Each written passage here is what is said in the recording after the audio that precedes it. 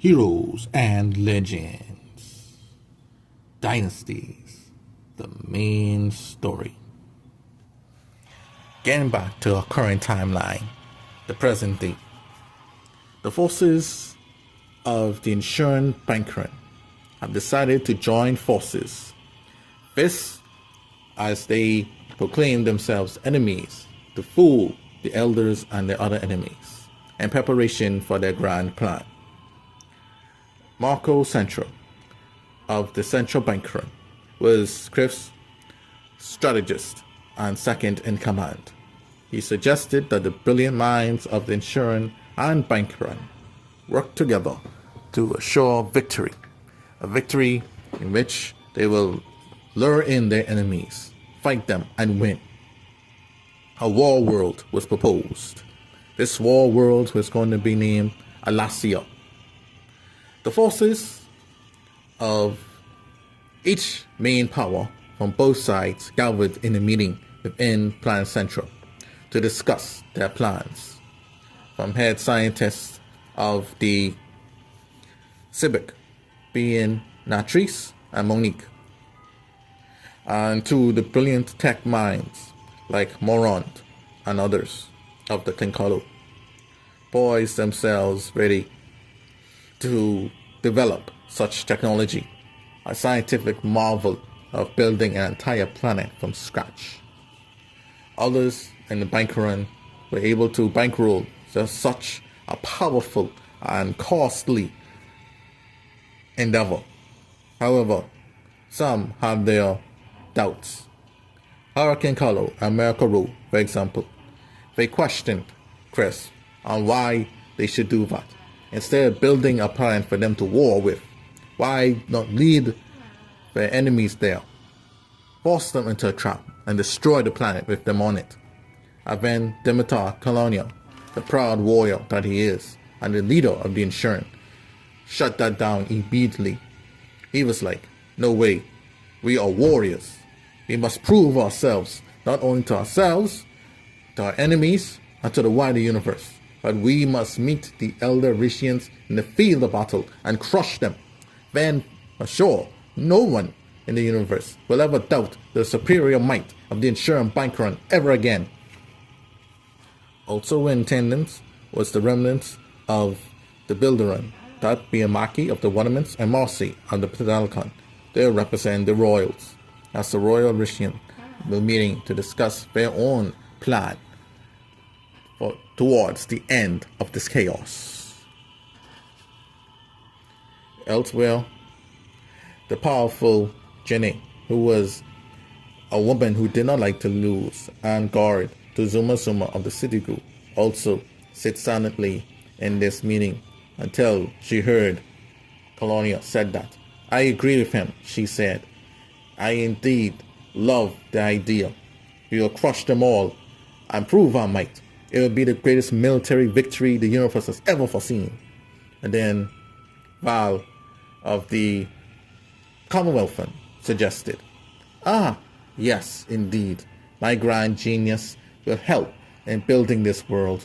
We suggest that we put secret guns and weapons underneath the surface to pop up while the enemy is trying to land, to destroy them as they approach. That would be a brilliant idea. You see, the Commonwealth Fund are smart indeed.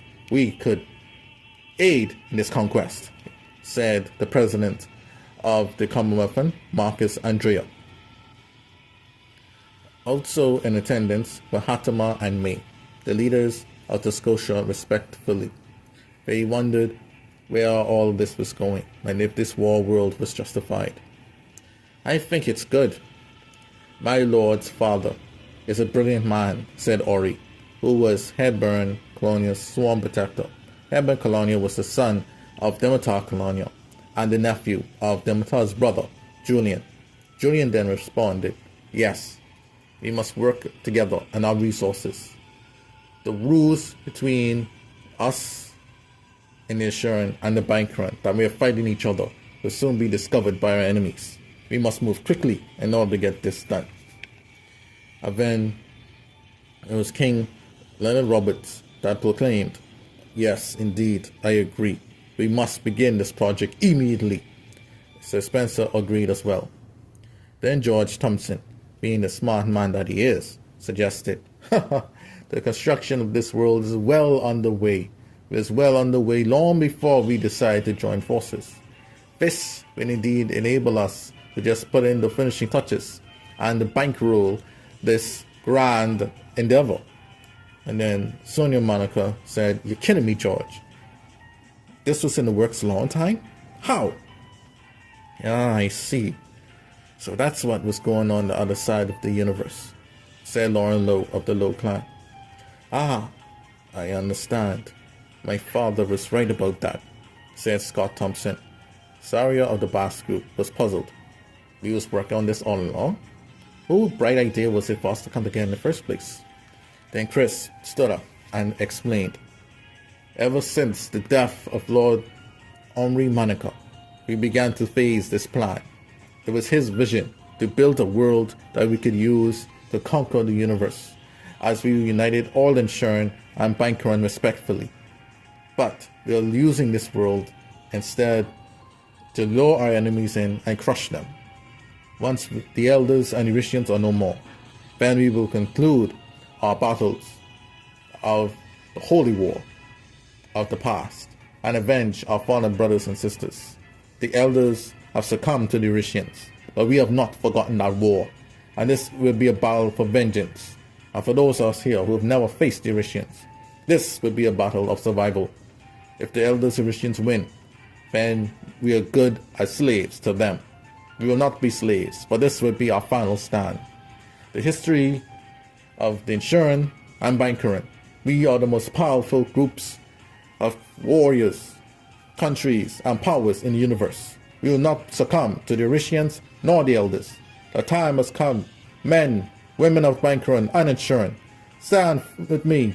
Stand for our justice. Stand for our pride. And together we will reign supreme." Everyone was impressed. Corrado on the Baja, the head of the Baja, was greatly impressed. "I can't wait to see the design of this planet," said Dura, the architect of the Baja Banquron. "I am very impressed indeed. These plans are amazing." "Oh well, let's get it started then." The forces of the Banquron Insuran moved steadily and to put their plans into motion. The war world of Alicia was being built ever since the death of Henri Monaco, and was well on the way of being finished, ahead of schedule. Would the allied forces of the elder Irishian overcome this immense threat that lingered upon them, or was this to be their final battle?